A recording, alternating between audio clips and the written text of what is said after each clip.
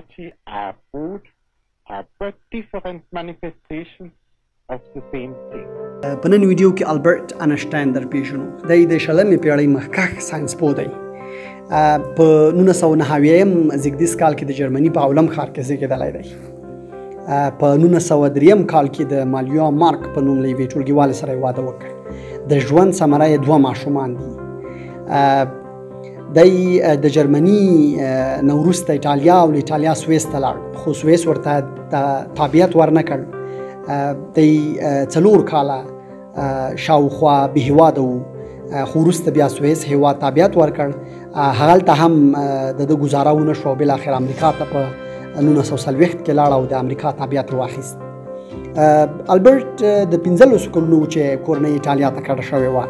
پلار یې دی په ښوونځي کې دننه کړه، ویله درلوده چې نوموړی میخانیکي انجینر شي، خو د انشټاین ذهن پټ سو، ښوونکو یې تر شکایت کاوه.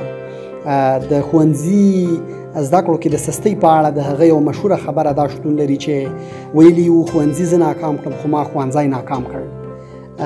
د ښوونکو او ښوونځي د شکایتونو سره سره البرت انشټاین د هندسې یو کتاب پیدا او مطالعه کړ. هغه یې پاڼه پاڼه ولوسته، دومره ورته خوښ شو چې حتی د سپېڅلي کتاب په ډول به یې ساته.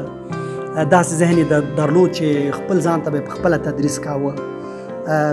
وروسته کله چې د ښوونځي له اصولو سره ځان برابر نه کړ، نو ادارې یې وپتیله چې دی وشړي.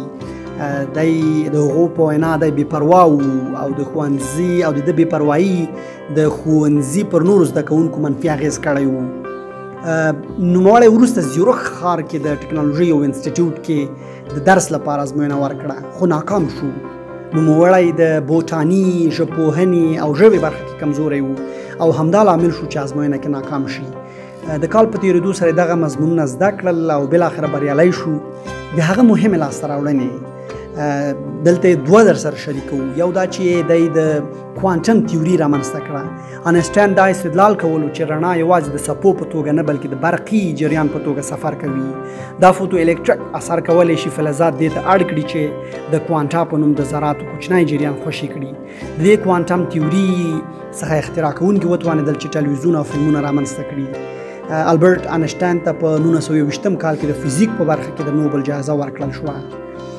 بله تیوري د نسبیت فرمول په 1905 کال کې د دا فرمول وړاندې کړ چې نن ورځ دغه فرمول د اتوم بم، هایدروجن بم، استوي بټیو، لمر، ستورو او د انرژي د منځته راتلو سبب جوړیږي. هغه د 1955 کال د اپریل میاشتې په 1 نیټه سخت ناروغه شو. نوموړي ته د وینې بهېدنې داخلي خونریزي پیدا شوه. ډاکټران ورته وویل چې باید عملیات وکړي، خو دی له عملیاتو سره مخالفت وکړ او ویلي چې خپل عمر یې پای ته نږدې شوی دی او نه غواړي په مصنوعي ډول ژوند وکړي. هماغه و چې په 80 کلونو په عمر ومړ. د انشټاین څو مهمې خبرې. کله چې انشټاین پیدا شو، پلار او مور یې ورته اندېښمن و.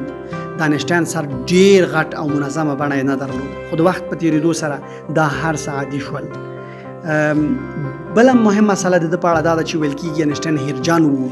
ډېر شیان به یې ژر له یاده وتل. یو ورځ اورګاډي کې ناست و، کله چې د اورګاډي مسؤل د ټکټ پوښتنه ترې وکړه نو دی یې په لټولو پیل وکړ او ترې هیر و چې چېرته یې ایښی دی. ټکټ پیدا نه شو، خو د اورګاډي مسؤل چې انشټاین وپېژندلو نو ورته ویې ویل چې پرته له ټکټه کولی شي اورګاډي کې لاړ شي. انشټاین په ځواب کې ویل چې مننه، خو اندېښمن یم که ټکټ مې ذهن ته رانه شي نو دا به هم راڅخه هیر وي چې کوم ځای کې زه باید ښکته شم. بله مهم مسله د ده په اړه دا ده چې انشټاین په مذهب یهود و. اسرائیلو سره ده هم مینه درلوده. کله چې د اسرائیلو لومړی ولسمشر مړ شو نو له دوی وغوښتل چې د اسرائیل دویم ولسمشر شي، خو ده دا وړاندیز رد کړ. بله مهم مسله د ده په اړه دا ده چې د انشټاین کورنی ژوند تریخ و. مېرمنې سره یې شخړې کولې.